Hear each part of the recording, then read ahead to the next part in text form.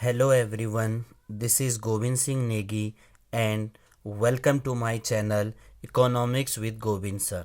So student, today we are going to discuss the another subtopics of national income, that is calculation of national income.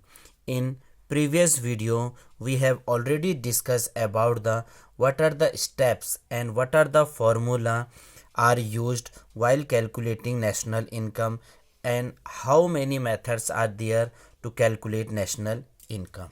So first we will start the topic, that is calculation of national income by income method. तो अब हम पढ़ेंगे कि income method से जब national income को calculate करते हैं तो हमें क्या क्या चीज़ों का थोड़ा सा आपको ध्यान रखना चाहिए। तो सबसे पहले आपको याद रखना है इनकम मेथड। जो हमारा इनकम मेथड है उसमें हमने डाटा को कैलकुलेट करने के लिए आपको फॉर्मूला हमने बता रखा है।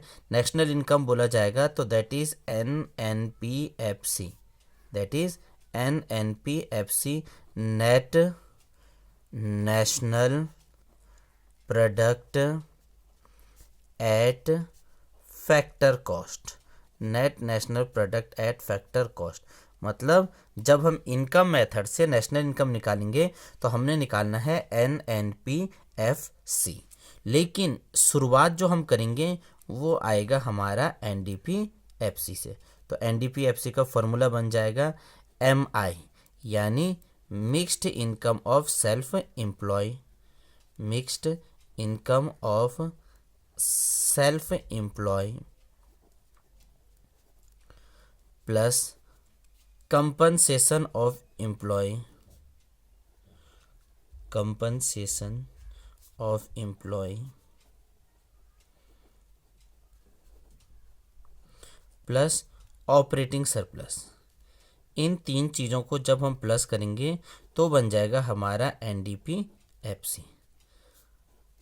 तो इसी क्वेश्चन को आज हमने भी करना है। तो शुरुआत करते हम 2-4 क्वेश्चन कराएंगे। जो क्वेश्चन बोर्ड में आएंगे वैसा आप और भी प्रैक्टिस कर सकते हैं। जहाँ पर डाउट होगा तो आप कमेंट बॉक्स पर मैसेज पिन ड्रॉप कर सकते हैं। मेरी कोशिश रहेगी कि आपको उसका एक प्रॉपर सॉल्यूशन दिया जाए। तो क्वेश्चन नंबर 1 से अब हम इसको शुरुआत करते हैं। तो हमारा क्वेश्चन नंबर 1 है कैलकुलेट डोमेस्टिक इनकम।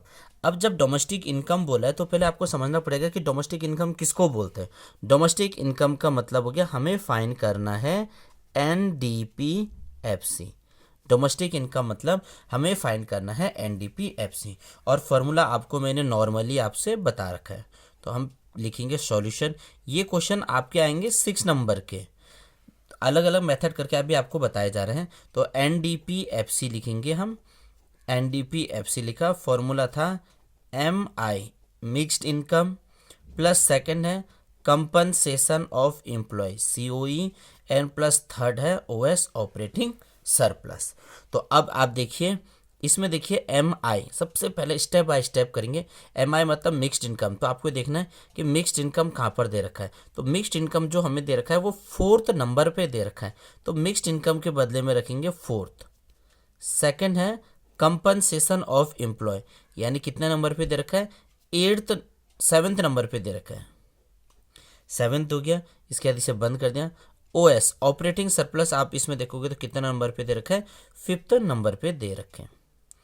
अब इसको लिखने का मेन मतलब क्या है, जब आप बोर्ड में इतना नंबर लिखोगे तो आपको एक रफ फिगर में मिल जाएंगे 2 मार्क्स। अगर 6 नंबर का क्वेश्चन आएगा तो आपने सोच लेना कि मेरे को 2 नंबर मिल गया। अब 4th नंबर वाले की वैल्यू कितनी है 28,000। 7th वाले की वैल्यू कितनी है 24,000 और 5th वाले की वैल्यू कितनी है 10,000। तो जब आप इन्हें प्लस करोगे 3 0 के 3 8 और 4 12, 2 2 4 1 5 और 1 6, 62 और 3 0। तो हमारा आंसर हो जाएगा NDPFC बराबर 62,000। हमारा आंसर हो जाएगा NDPFC बराबर 62,000। तो ये एक क्वेश्चन करने का बेसिक से बेसिक तरीका है। इसको लिखने का मतलब क्या हुआ, अगर मान लो आपको कोई डाटा है और डाटा में सेम चीज़ दो दो बार लिखा, मान लो अगर मैं 4 नहीं लिखता और कोई एक और चीज़ 28,000 होता, तो हमें कैसा पता चलता कि हमने कौन सा वाला डाटा को पिकअप करना है। तो इसीलिए जब इनके नंबर कर देते हैं तो हमारा क्वेश्चन आसानी से सॉल्व हो जाता है। तो ये सबसे पहला क्वेश्चन है, बेसिक स्टेप से बोला हुआ है। Now move for question number 2। अब हम क्वेश्चन नंबर 2 की ओर बढ़ते हैं।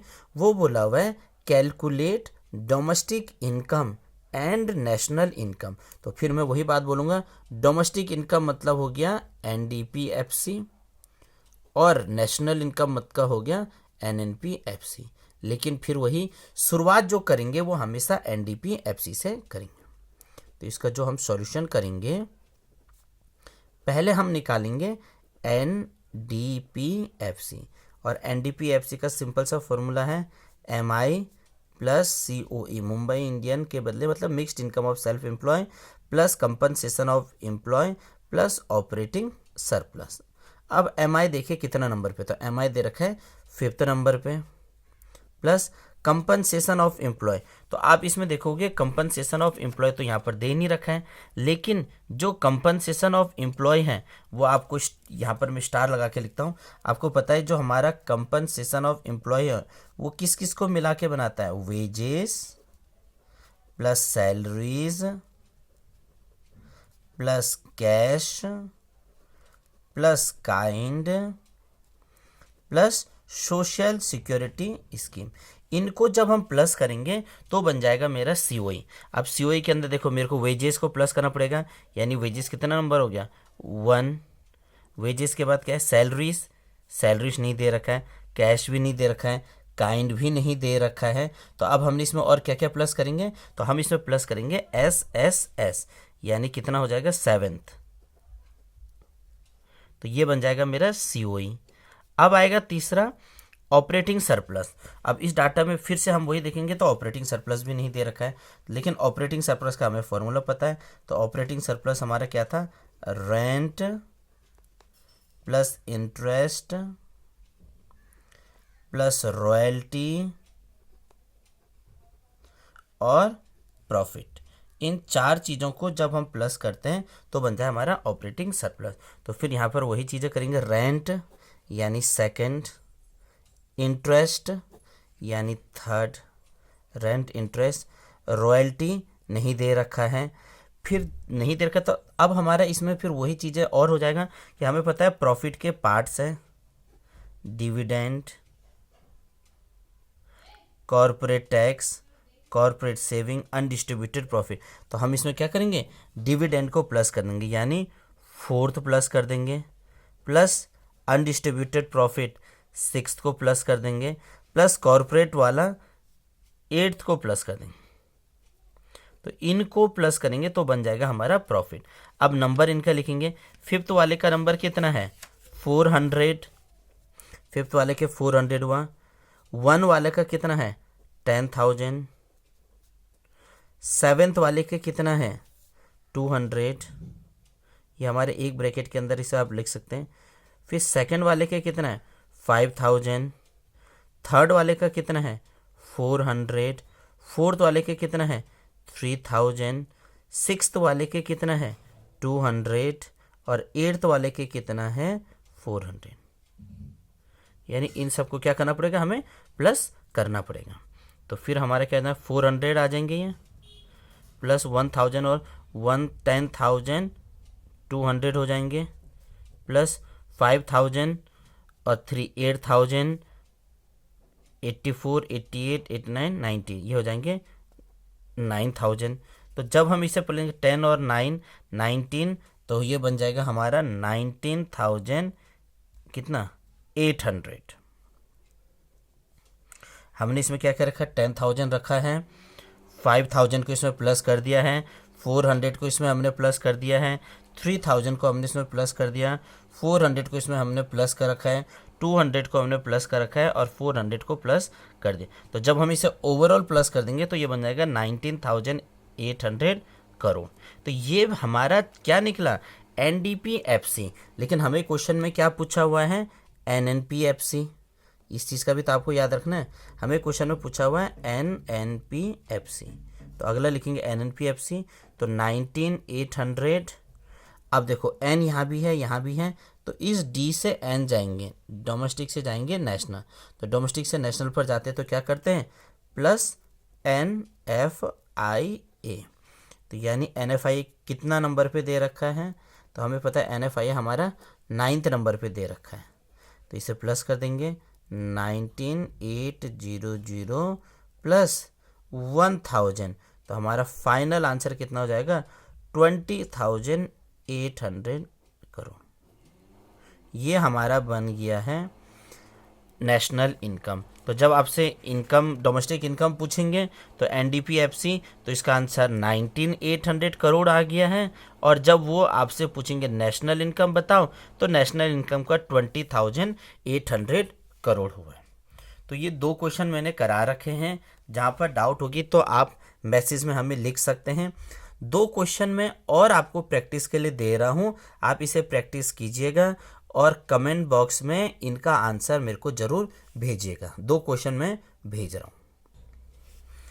ये हमारा क्वेश्चन नंबर 3 है, कैलकुलेट GNPFC। आपने यहाँ पर GNPFC निकालना है, लेकिन भूलना मत, जब भी हम शुरुआत करेंगे तो शुरुआत किससे करना है, आपको बता रखा है NDPFC से, क्योंकि NDPFC हमारा बेसिक है।